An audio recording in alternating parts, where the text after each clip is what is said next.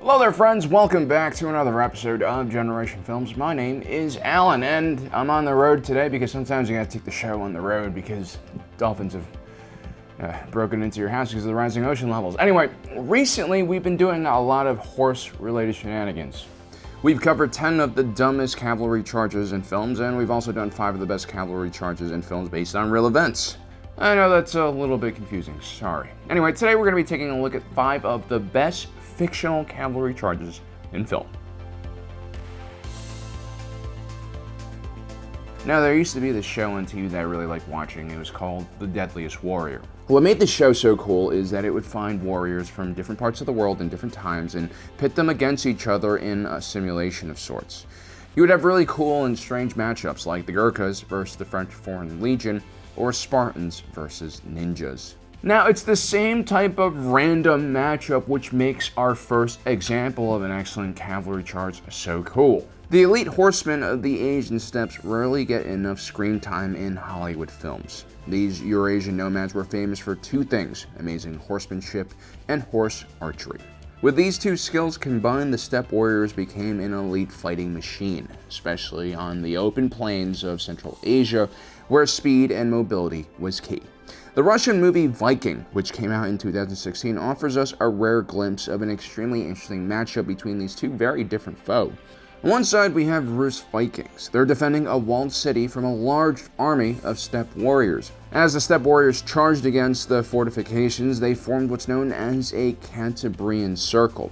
The steppe warriors begin to all ride in giant circles. They continuously pepper the fortification with arrows. This movement is designed to make it harder for return fire to hit them, and it also presents the enemy with a relentless and continuous fire.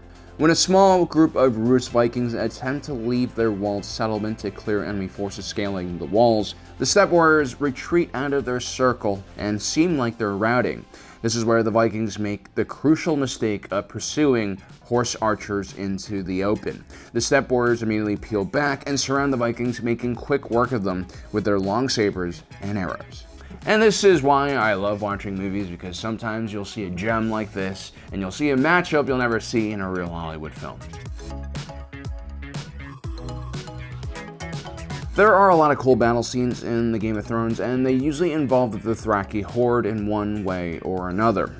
No matter how awesome they might seem in the novels, the live-action version of the Dothraki kind of sucks. They're essentially lightly armored shock cavalry, and that's not something you really want to do. They're a fantasy mix of all the wrong thing, and they would be much more effective as horse archers, in my opinion. Now, if you really want shock cavalry in the Game of Thrones universe, look no further than the Knights of the Vale. Originally hailing from Andalos across the Narrow Sea, these were the first true Knights of Westeros. During the Battle of Bastards, Jon Snow leads a small army of wildlings and loyal bannerlords against Ramsay Bolton, who is currently occupying Winterfell.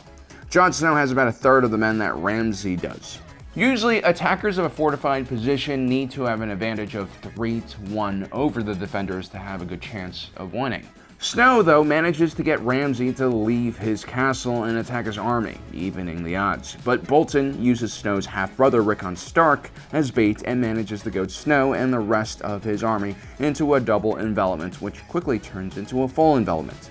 Snow's disorganized wildling band begins to panic. Bolton's men have them completely trapped behind a row of gigantic shields and spears. It looks like our golden boy Jon Snow is about to get squished to death, but then suddenly Lady Sansa Stark appears alongside the Knights of the Vale. 2,000 heavily armored knights immediately charge into the rear of the Bolton's envelopment of Snow's forces, and they quickly rout the enemy. It's the good old hammer on a crumbling anvil technique. So what is the hammer and anvil? Well, it's actually a very ancient strategy that has been used by humans in warfare since the beginning of time. The anvil is usually a large infantry force, one that is used to engage the enemy for a period of time.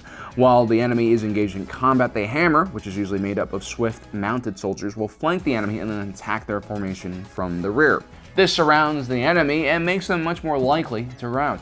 When it comes to Middle-earth, there's no hammer that's more reliable than the riders of Rohan. The Riders of Rohan are an Anglo-Saxon-inspired culture which also happens to be expert horse breeders and riders. They generally ride into battle with helms, chain armor, and shields alongside spears, axes, and swords, also bow and arrows. Now, this is a pretty versatile force, and because almost all of their soldiers fight from horseback, the Riders of Rohan are a very mobile force and can do a massive amount of damage in a relatively small amount of time. During the Battle of Helm's Deep, the Riders of Rohan charged straight into the Uruk-hai horde surrounding the castle and routed their 10,000-strong army. And then later, during the siege of Minas Tirith, the Rohirrim would charge once again into the backs of a massive besieging army.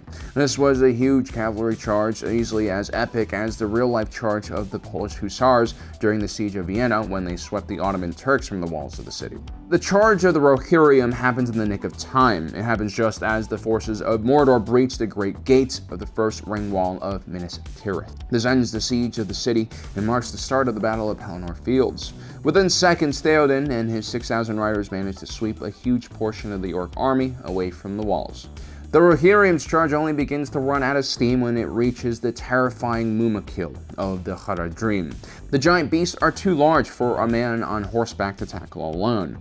Then the Witch King of Angmar arrives on his terrifying Nazgul and takes out Theoden King. Although the charge of Rohan eventually stalls, it buys just enough time for Aragorn to arrive with his completely overpowered ghost army, which just murders everything in its path. Now, when we think of cavalry charges in the modern era, we generally think of mechanized units, tanks, maybe even helicopter gunships. But in the advanced Star Wars universe, cavalry charges are done on the backs of mechanical steeds. Well, actually, also living steeds as well. During the Battle of Umbara, the 501st Legion of the Grand Army of the Republic must establish a beachhead on an extremely hostile world. The local Umbarans have been isolated from the rest of the galaxy for quite some time, and they've even developed some of their own unique and highly advanced technologies, including some very dangerous weapons.